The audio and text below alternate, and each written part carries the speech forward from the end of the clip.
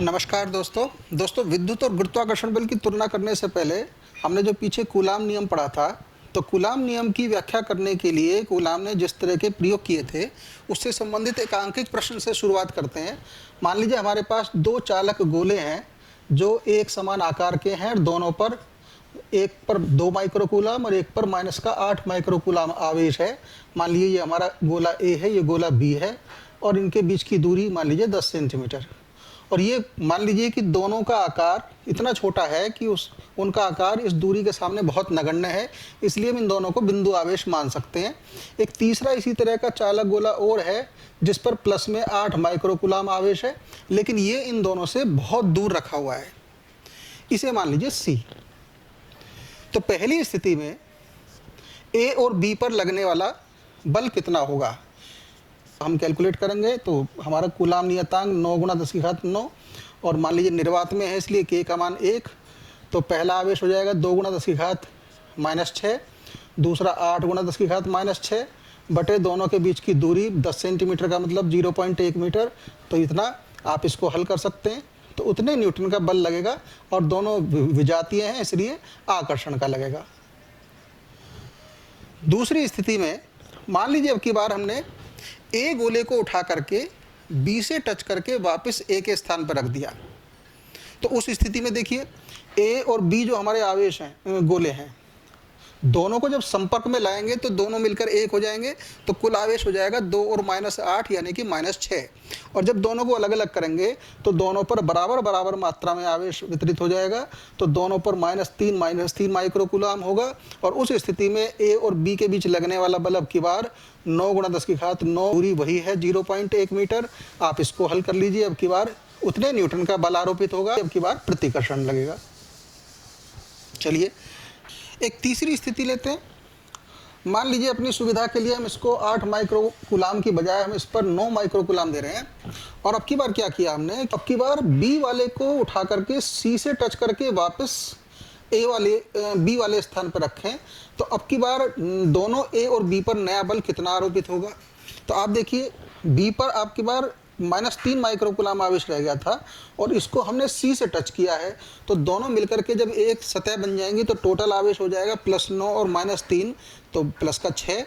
और जब दोनों को अलग अलग करेंगे तो दोनों पर +6 का आधा यानी कि 3 माइक्रोकूलाम बी वाले पर, और उसी तरीके से सी वाले पर आपका उस पर भी 3 माइक्रोकूलाम शेष रह जाएगा। जबकि ए वाला गोला आपका, ये बी वाला था, ए वाला गोला आपका -3 माइक्रोकूलाम का पूर्ववत रहेगा। और अब देखिए ए और बी के बीच लगने वाले बल के लिए फिर आप कैलकुलेट कर सकते हैं। 9 गुणा 10 की घात 9 गुणा आपकी बार दोनों पर फिर से आवेश -3 और +3 का रहेगा यानी कि 3 गुणा 10 की घात -6 और दूसरा भी 3 गुणा 10 की घात -6 बटे 10 की घात 0.1 का स्क्वायर। आप इसको सॉल्व कर लीजिए, इतने न्यूटन। आप देखेंगे दोनों स्थितियों में बल तो समान रहा, लेकिन यहाँ आपकी बार दोनों के आवेश की नेचर बदल गई। दोनों विजातीय होने के कारण ये जो प्रतिकर्षण लग रहा था आपकी बार ये फिर से आकर्षण में बदल जाएगा। एक चौथी स्थिति लेते हैं। इस बार मान लीजिए हम सी वाले गोले को उठाकर ला रहे हैं और दोबारा से ए से टच करने के लिए, लेकिन पता चला कि जब हम ला रहे थे तो वो हाथ से छूट गया और छूटकर जमीन पर एक गद्दा खा करके खुद ही वो ए से टच हो गया और टच होकर के अलग गिर गया। तो उस स्थिति में ए और बी पर अब नया बल कितना आरोपित होगा। देखिए ध्यान से सुनिए, मैंने कहा कि जब हम इसको ला रहे थे तो ये हाथ से छूट गया, तो हाथ से छूटने के बाद जब वो ज़मीन से टच होगा तो अब की बार यहाँ ध्यान देंगे आप कि जो इसका 3 माइक्रोकूलाम आवेश था वो पृथ्वी से संपर्क होते ही स्वतः ज़मीन में चला जाएगा, या ये कहिए कि इसका आवेश शून्य हो जाएगा, ये अनावेशित हो जाएगी। और अनावेशित सी को जब आप ए वाले बिंदु से ए वाले आवेश से टच करेंगे, तो ए का मतलब है जिस पर -3 माइक्रोकूलाम है, तो अब दोनों पर कुल मिलाकर के आवेश होगा -3 और +0 यानी कि -3। और जब दोनों को आप अलग करेंगे या वो सी गोला ए से अलग हुआ था तो उस स्थिति में दोनों पर आधा आधा आवेश रह जाएगा यानी कि अब की बार 1.5 माइक्रोकूलाम ए पर और 1.5 ही माइनस में सी पर रह जाएगा और बी वाला गोला आपका यथावत रहेगा। तो उस स्थिति में ए और बी के बीच में जो लगने वाला बल है वो 9 गुणा 10 की घात 9 गुणा 1.5 10 की घात -6 और 3 गुणा 10 की घात -6 और बटे दूरी वही है दोनों के बीच में, इतना न्यूटन का बल आरोपित होगा। और इस स्थिति में हम देख रहे हैं कि इस पर चूंकि नेगेटिव और इस पर पॉजिटिव चार्ज है, तो विजातीय होने के कारण ये भी आकर्षण ही बना रहेगा। तो ये हमारी डेली लाइफ में भी होती रहती हैं। हमने शुरू में जिक्र किया था कि सर्दियों में जो ऊनी कपड़ों की रगड़ से हमारे शरीर पर आवेश आ जाता है, तो कभी कभी किसी भूसंपर्कण के कारण वो हमारा आवेश निरस्त भी होता रहता है। तो इस तरीके से देखिए, अपने साधारण सी कैलकुलेशन से जो कूलाम का नियम है उसको समझा। एक और इसी तरह से आंगिक प्रश्न लेते हैं। प्रश्न ये है कि अब की बार कि मान लीजिए दो आवेश ए और बी, जिनमें से ए पर आपका 2 माइक्रोकूलाम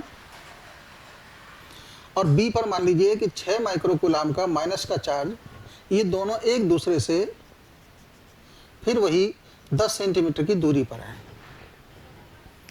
और अब की बार प्रश्न पहला ये है कि इन दोनों के बीच में कितना बल आरोपित होगा। तो वो तो हम पीछे कूलाम का जो नियम है उसका इस्तेमाल करते हुए 9 × 10⁹ गुणा पहला आवेश हो जाएगा आपका 2 × 10⁻⁶, दूसरा आवेश 6 × 10⁻⁶, बटे दोनों के बीच की दूरी जो 0.1 का स्क्वायर, आप इसको हल कर सकते हैं, उतने न्यूटन का होगा। और विजातीय आवेश होने के कारण दोनों के बीच में आकर्षण का बल लगेगा। ये तो एक आसान सी प्रॉब्लम थी। लेकिन दूसरी प्रॉब्लम ये है कि अब की बार हमने क्या किया, इन दोनों आवेशों के बीच में एक माइका की प्लेट सरका दी, माइका जिसे अभ्रक भी कहते हैं हम, और उसकी मोटाई 2 सेंटीमीटर और उसका परावैद्युतांक 4 है। अब जब ये इन दोनों के बीच में हमने प्लेट रख दी, तो अब प्रश्न आता है कि इन दोनों आवेशों के बीच अब नया बल कितना हो जाएगा। तो हमने पीछे पढ़ा था कि हम इस तरह की किसी एक माध्यम की मोटाई को निर्वात में रिप्लेस कर सकते हैं। और उसका तरीका ये होता है कि जो हमारा माध्यम हमने ले रखा है माइका के रूप में, उस माध्यम के तुल्य जो हमारा निर्वात का स्पेस होगा, जो इसके तुल्य होगा, उस निर्वात के स्थान की जो लंबाई होगी या जो इसने ऑक्यूपाई करेगा, वो लंबाई r बराबर हो जाएगी इसके द्वारा घेरी गई लंबाई, यानी कि घेरा गया स्थान 2 सेंटीमीटर गुणा अंडर रूट में इसका परावैद्युतांक, यानी कि ये बैठ जाएगा 4 सेंटीमीटर। इसका मतलब है कि हम इस प्लेट को 4 सेंटीमीटर निर्वात के स्थान में बदल सकते हैं। यानी कि अब हमारा नया प्रश्न बन जाएगा कि ये दोनों आवेश, जिनमें से पहला 2 माइक्रोकूलाम और दूसरा -6 माइक्रोकूलाम है, अब इन दोनों के बीच की दूरी को हम देखिए, यहाँ पर निर्वात में घेरी गई जगह थी 10 सेंटीमीटर में से 2 सेंटीमीटर माइका ने घेर रखी थी, तो केवल रह गई थी 10 - 2 यानी कि 8 सेंटीमीटर। तो 8 सेंटीमीटर तो हमारा पहले वाला स्पेस, प्लस जो 2 सेंटीमीटर की प्लेट ने जगह घेर रखी थी उसके तुल्य लंबाई हो गई 4 सेंटीमीटर, तो +4 = 12, यानी कि हम अब इस स्पेस को जो पहले 10 सेंटीमीटर था उसको 12 सेंटीमीटर मानते हुए अब हम नया बल निकाल सकते हैं। 9 × 10⁹ गुणा आवेश हमारा पहला 2 × 10⁻⁶, दूसरा 6 × 10⁻⁶, और दूरी अब की बार हम 12 सेंटीमीटर यानी कि 0.12 का होल स्क्वायर, आप इसको सॉल्व कर लीजिए, उतने न्यूटन का बल लगेगा। और चूंकि आवेशों की प्रकृति में कोई परिवर्तन नहीं आया, इसलिए आवेश जो बल है वो आकर्षण का ही बना रहेगा। तो इस तरीके से हमने उस माध्यम को निर्वात के तुल्य माध्यम में कन्वर्ट कर लिया। अगर यहाँ पर तीसरी स्थिति कि अगर हम 2 सेंटीमीटर मोटाई की बजाय पूरी 10 सेंटीमीटर मोटाई की ही प्लेट रख देते दोनों के बीच, तो आप देख रहे हैं पूरा ही माध्यम अब की बार दोनों आवेशों के बीच में आ गया है। तो उस स्थिति में हमारा जो बल हो जाएगा बराबर सीधा 9 × 10⁹ और बटे में जो हमारा परावैद्युतांक k होता है, सीधा k का मान हमारे पास 4 है, तो बटे 4 गुणा आवेश हमारे वही रहेंगे 2 × 10⁻⁶ गुणा 6 × 10⁻⁶, बटे दूरी अब की बार वही रहेगी 0.1 सेंटीमीटर, 0.1 मीटर, तो उसका स्क्वायर, और इसको आप सॉल्व कर लीजिए, उतने न्यूटन का आकर्षण का बल लगेगा। तो जब पूरा माध्यम भरा हुआ हो तो आप सीधा k का मान भर के हल कर सकते हैं, लेकिन जब आंशिक रूप से भरा हुआ हो तो उस आंशिक रूप से भरे हुए माध्यम को आप उसके तुल्य निर्वात के माध्यम में कन्वर्ट कर लें।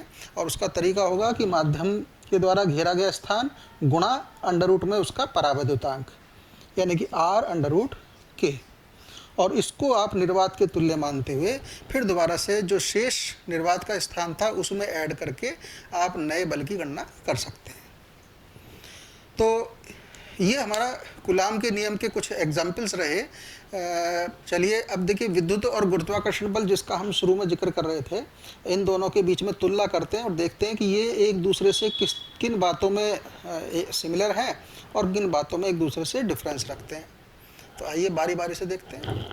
मान लीजिए कि हमारे पास दो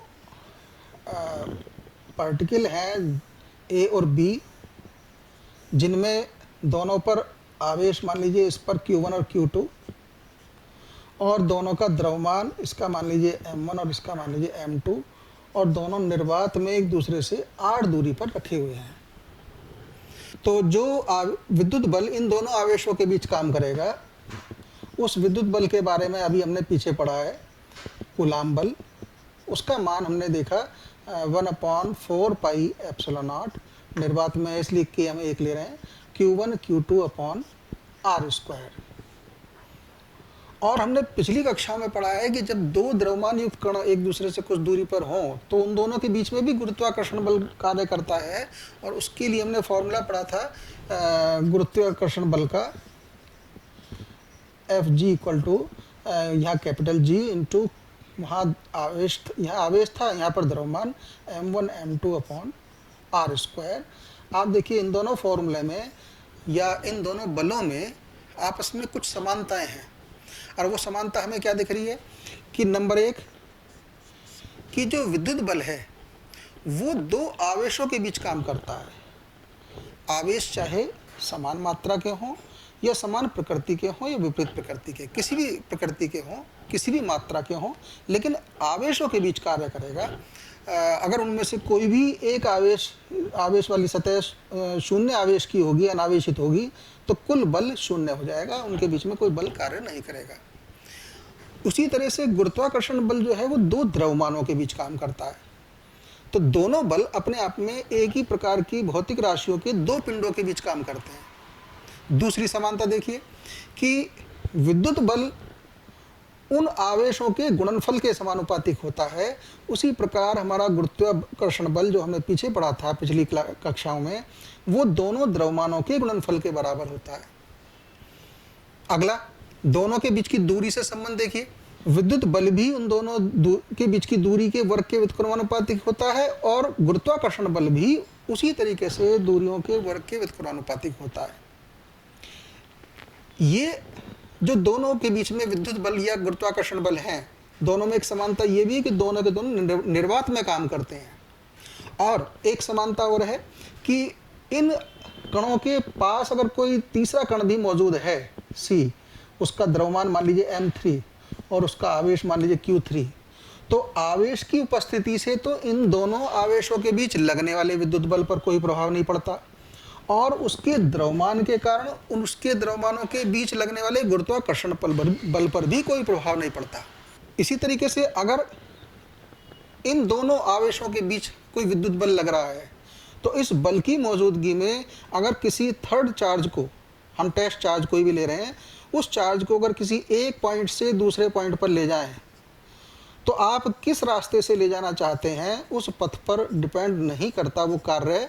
जितना काम आपको एक पथ पे करना पड़ेगा वही आपको उसी हर पथ पर करना पड़ेगा। इसका मतलब है कि ये विद्युत बल कंजर्व्ड है, संरक्षित रहता है। और उसी तरीके से गुरुत्वाकर्षण बल के लिए है कि दो पिंडों के, द्रव्यमान युक्त पिंडों के रहते हुए कोई अगर थर्ड पिंड वो किसी एक स्थान से दूसरे स्थान तक ले जाया जाए तो किया गया कार्य उस पथ पर डिपेंड नहीं करता, यानी कि गुरुत्वाकर्षण बल भी हमारा कंजर्व्ड रहता है, संरक्षित रहता है। ये दोनों बल अपने आप में संरक्षित बलों की श्रेणी में आते हैं। लेकिन इनमें देखिए अंतर यह है कि गुरुत्वाकर्षण बल हमेशा आकर्षणात्मक होता है क्योंकि द्रव्यमान कभी भी नेगेटिव नहीं होता। द्रव्यमान की प्रकृति एक जैसी रहती है, इसलिए गुरुत्वाकर्षण बल सदैव आकर्षणात्मक होता है। जबकि आवेश की प्रकृति धनात्मक और ऋणात्मक किसी भी रूप में हो सकती है। तो हमने पीछे पढ़ा है सजातीय आवेश एक दूसरे को प्रतिकर्षित करते हैं जबकि विजातीय आवेश एक दूसरे को आकर्षित करते हैं। तो विद्युत बल की नेचर आकर्षण या प्रतिकर्षण दोनों में से कोई भी हो सकती है। एक अंतर और देखिए कि अगर दोनों आवेशों के बीच में कोई माध्यम आ जाता है तो हमने पढ़ा है कि उनके बीच लगने वाला विद्युत आकर्षण बल अगर पूरी तरह से माध्यम भरा हुआ है तो विद्युत बल का मान उस परावर्तितांक के व्युत्क्रमानुपातिक होता है, तुरंत बल पर फर्क पड़ जाता है, जबकि गुरुत्वाकर्षण बल पर किसी और माध्यम की उपस्थिति का कोई प्रभाव नहीं पड़ता। और तीसरा विशेष अंतर तो यह है कि विद्युत बल गुरुत्वीय बल की तुलना में बहुत ज़्यादा स्ट्रॉन्ग होते हैं, यानी कि इनके सामने इस गुरुत्वाकर्षण बल की कोई, मोटी भाषा में कहें तो कोई हैसियत ही नहीं होती। यानी कि जब विद्युत बल और गुरुत्वाकर्षण बल दो पिंडों के बीच एक साथ काम कर रहे हों तो हम देखेंगे कि विद्युत बल के सामने गुरुत्वीय बल के को जो है वो नगण्य माना जा सकता है। तो ये बहुत वीक बल हैं, कमज़ोर बल हैं, जबकि विद्युत बल इनकी तुलना में काफ़ी स्ट्रॉन्ग फोर्सेस माने जाते हैं। तो ये हमने देखा कि विद्युत और गुरुत्वाकर्षण बल आपस में दोनों कुछ बातों में सिमिलरिटी रखते हैं, कुछ बातों में एक दूसरे से भिन्नता रखते हैं। चलिए, दो आवेशों के बीच विद्युत बल और गुरुत्वाकर्षण बल की जो तुलना है उसको हम एक मैथमेटिक्स के आधार पर, एक अंक की गणना के आधार पर करते हैं। तो हमने देखा कि दो आवेशों के बीच लगने वाला विद्युत बल तो 1/4 pi epsilon not into Q1 Q2 upon R square, ये निर्वात में, और गुरुत्वाकर्षण बल G into M1 M2 upon R square. यहाँ ये कूलाम नियतांक 9 × 10⁹ गुणा Q1 Q2 upon R square, और ये गुरुत्वाकर्षण नियतांक है जिसकी वैल्यू 2/3 × 10⁻10 या 6.67 × 10⁻11 गुणा M1 M2 बटे R स्क्वायर। चलिए, इन दो संबंधों का इस्तेमाल करते हुए तो मान लीजिए कि आवेश के रूप में दो कण हैं हमारे पास, दोनों ही इलेक्ट्रॉन हैं और एक दूसरे से r दूरी पर हैं। तो चूंकि दोनों इलेक्ट्रॉन हैं तो इन पर पहले पर भी आवेश E, दूसरे पर भी आवेश E रहेगा, और द्रव्यमान दोनों का वो भी सेम, मैं उसको me कहूँ। तो आप देखिए, जो हमारा उनके आवेशों के कारण दोनों इलेक्ट्रॉनों पर लगने वाला विद्युत बल वो हो जाएगा आपका 1/4 pi epsilon not into Q1 Q2 यानी कि E square upon R square, दोनों के बीच की दूरी R है, और उनके द्रव्यमान के कारण लगने वाला गुरुत्वाकर्षण बल होगा वो कैपिटल G इंटू R। अब की बार द्रव्यमान लेंगे तो me स्क्वायर अपॉन दूरी R ही है तो R स्क्वायर।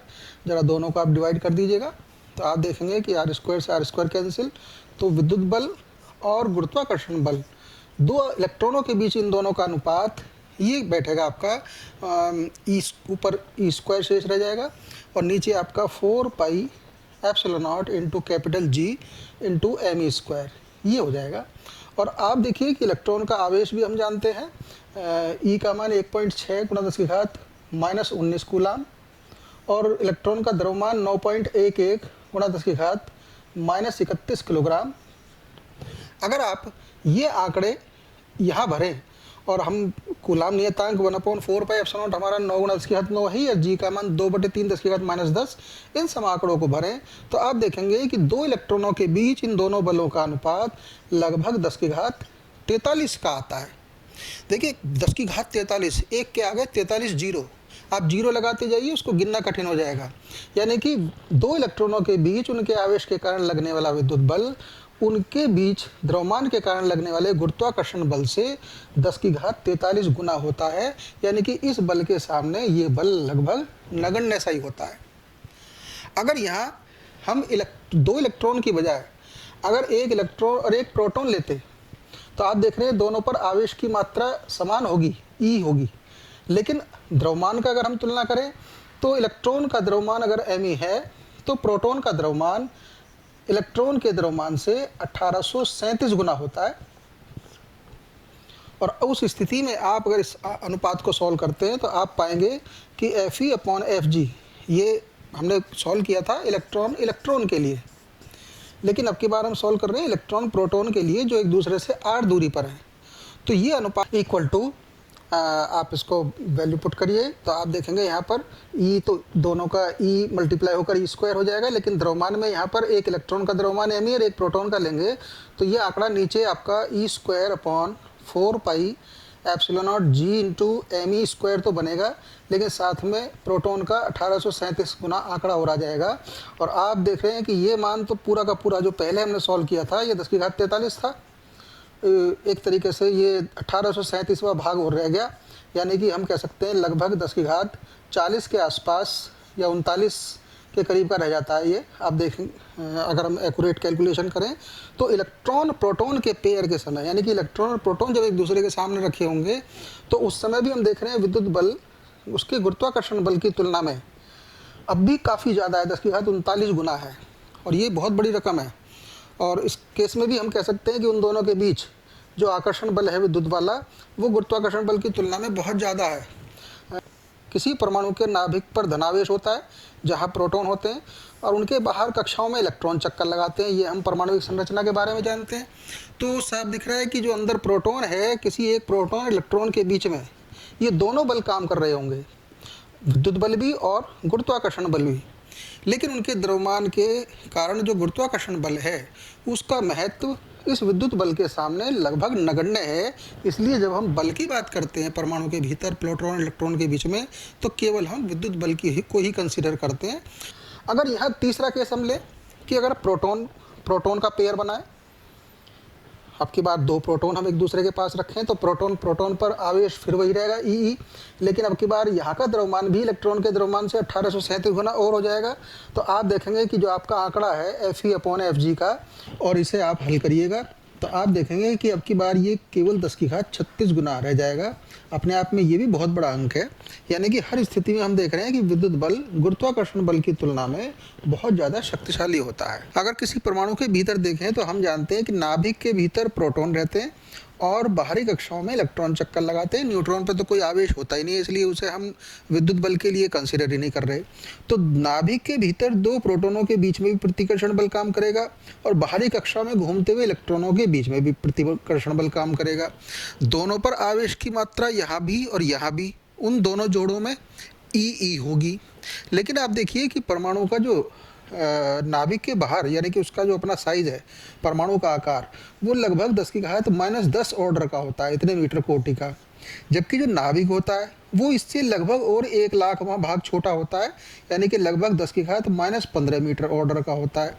आप अगर देखें तो यहाँ प्रोटॉन के बीच का गैप बहुत कम है, और यहाँ इसकी तुलना में ये ज़्यादा है। तो अगर हम 2 इलेक्ट्रॉनों के बीच, ये जो हमारा फॉर्मूला है, 2 इलेक्ट्रॉनों के बीच इस दूरी के आधार पर और उनके आवेश के मान के आधार पर अगर हम गणना करें तो हम पाएंगे कि 2 इलेक्ट्रॉनों के बीच लगने वाला जो बल होगा वो 2.3 × 10 की घात -8 न्यूटन के बराबर होता है।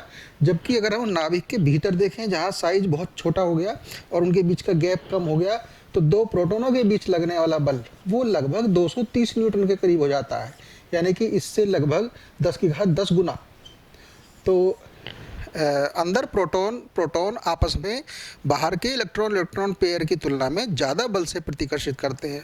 अब ऐसा नहीं है कि यहाँ पर प्रतिकर्षण बल ज़्यादा है इसलिए प्रोटॉन से छटक के नाभिक से बाहर आ जाएगा, बल्कि आगे चल के हम अध्ययन करेंगे कि किसी परमाणु में नाभिक के भीतर जो पार्टिकल्स होते हैं उनके बीच में ना तो विद्युत बल और ना ही गुरुत्वाकर्षण बल, इन दोनों का भी महत्व खत्म हो जाता है, बल्कि एक नया बल क्रिएट होता है जिसको हम कहते हैं न्यूक्लियर फोर्स, नाभिकीय बल।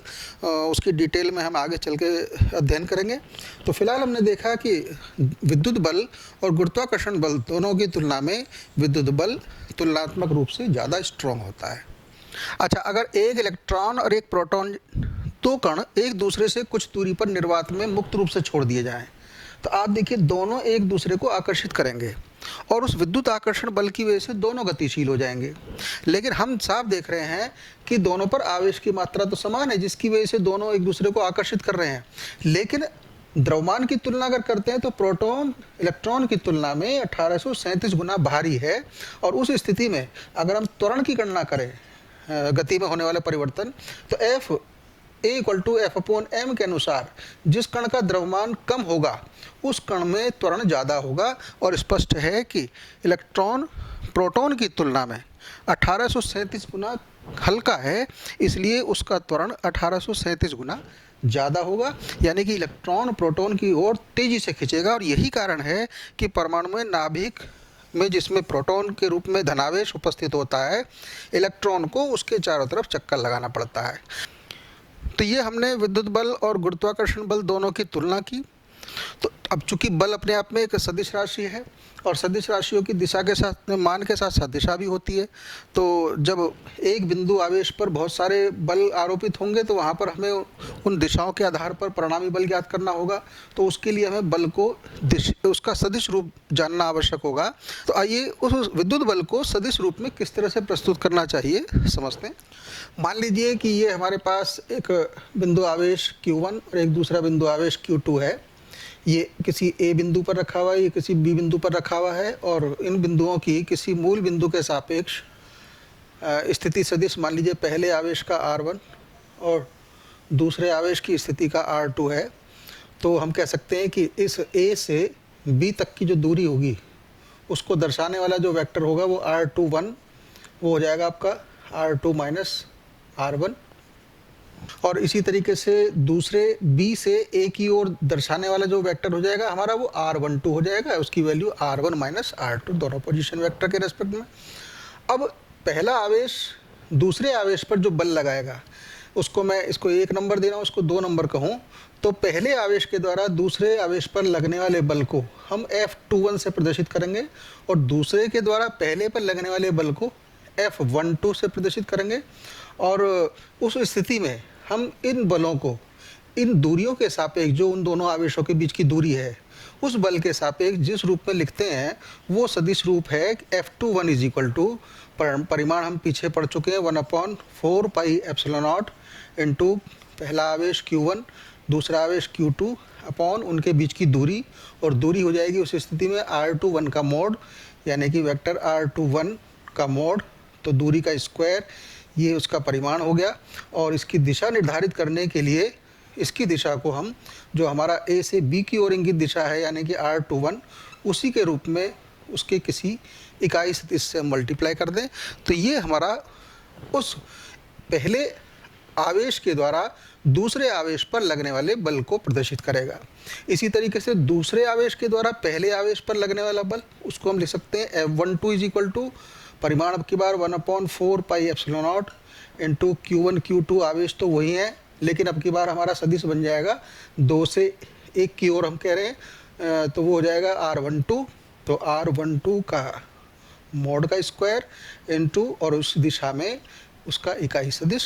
देखिए इस समीकरण से देखते हैं हम, अगर दोनों आवेश धनात्मक हैं हमारा F21 की दिशा और R21 की दिशा ये दोनों सेम है और दोनों ही हमने पॉजिटिव चार्ज ले रखे हैं, तो उस स्थिति में Q1 और Q2 दोनों पॉजिटिव लेने पर हमारे जो F21 की दिशा है वो उस R21 की ही दिशा में होगी। और R21 की दिशा आप देख रहे हैं A से B की ओर है, इसका मतलब है A द्वारा B पर लगने वाला बल वो दूर की ओर होगा यानी कि प्रतिकर्षण को दर्शाएगा। अगर दोनों नेगेटिव होते तो उस स्थिति में भी माइनस माइनस प्लस हो गया होता, तो इसकी दिशा पे कोई फर्क नहीं होता यानी कि अब भी प्रतिकर्षण होता।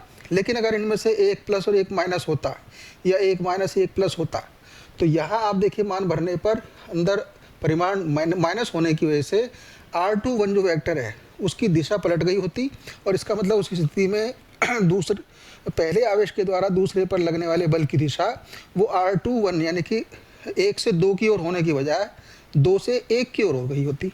और 2 से 1 की ओर का मतलब है ये आवेश इसको अपनी ओर खींचेगा, इसका मतलब की बार वो बल आकर्षण बन जाएगा।